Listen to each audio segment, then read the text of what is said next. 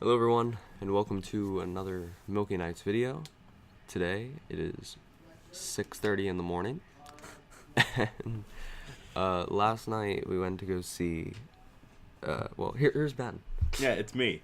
Last night we went to go see X-Men Apocalypse, and we're really tired. But we went to bed immediately as we came home, so we're reviewing this in the morning. So, quick thoughts. Did you like it? Yes, no? I mean, yeah, I did.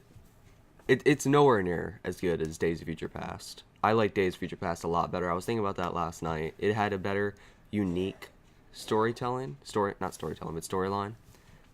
Time travel and all that stuff. This one was like a quick little summarization of the story is that this ancient Egyptian god, basically the first mutant, is reawakened, known as Apocalypse, and he wants to destroy the world. And it's taking place in the 80s. Yeah, What about you? I agree with you, but more specifically, I think that the visual effects were better in this one. Oh, yeah. And the plot line was better in the Days of Future Past, but it was still decent. I did notice that there were some parts where the visual effects were kind of wonky. Some animation, some of the textures were kind of flat and not really rendered out to look realistic in some places. Sometimes the camera work was a bit weird, but I mean, it didn't really distract from it that much. I mean, you tend to see those things when you're looking at a giant movie screen. It was still a really awesome movie. I would definitely, I think it's worth going to see in the theaters. Yeah, well, I mean, I would go see it. I would go see any Marvel movie in the theaters. I went to go see Fantastic Four in theaters. So. Oh god. But the positives of this movie for me was, there was a Quicksilver scene. Oh, this is gonna be like spoiler free since it just came out. Okay.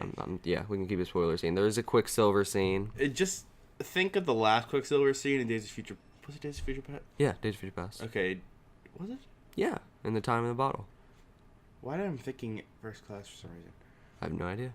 Anyways, the last Quicksilver scene, whenever, with Time in the Bottle song playing, that was awesome. This is on that level, but would you say it's longer? Oh yeah, I would say it's like 3.5 minutes. It was still pretty cool. Yeah, it's like the entire song is almost played. It was And pretty it's awesome. a pretty long song. And then, as trailer 3 for X-Men Apocalypse showed, that Wolverine would be making a cameo. So, I really did like Wolverine's cameo for me. yeah, I thought it was just cool. It was gritty. I'll warn you.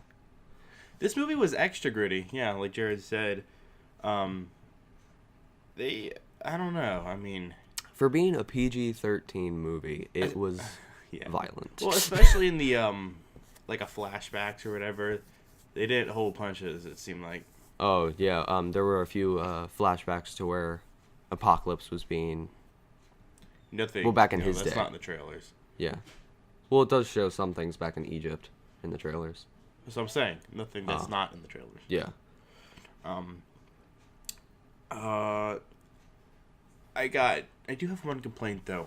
I know he's called Apocalypse and everything, and there is always.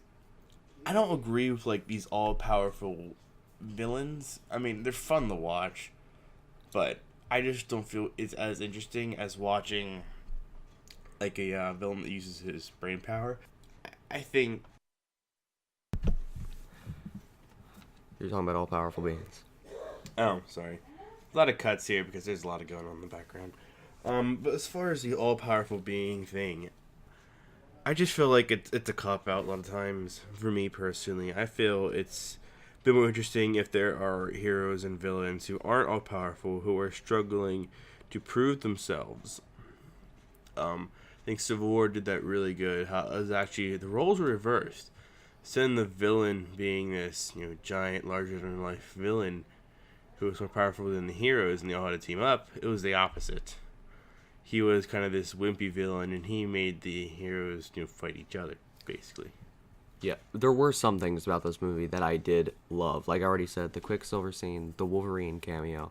The Quicksilver scene, the Wolverine cameo, but there was a scene in the woods that was about, I would say around the 40-minute mark, that is really emotional. Like Oh, it that cuts you. scene. It cuts you deep.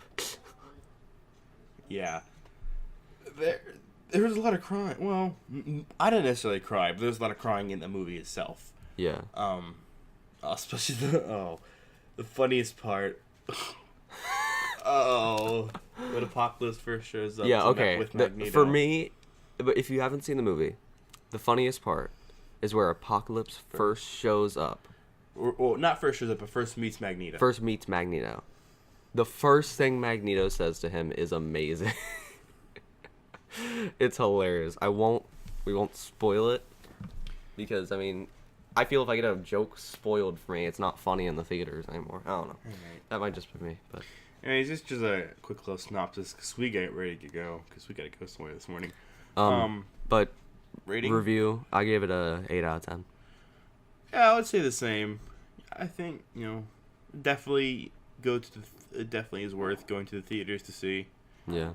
Even if you don't normally, I don't normally go to the theaters that much, but I went. It was worth it, I think. Yeah. I will tell you one thing though. Whenever Apocalypse spoke, I wasn't always expecting it, and the theater was like super loud for when he spoke or something, so it made me jump. It literally did. I was jumping in my seat, like, oh my god. There was this one scene where he's just screaming. It's like, and I was like, what the? His teeth are ugly. Looked like he was roaring. He pretty much was. Yeah. Anyway, guys, I think that's it for this Milky Nights review. We'll see you guys in the next review, and have a good one. Bye.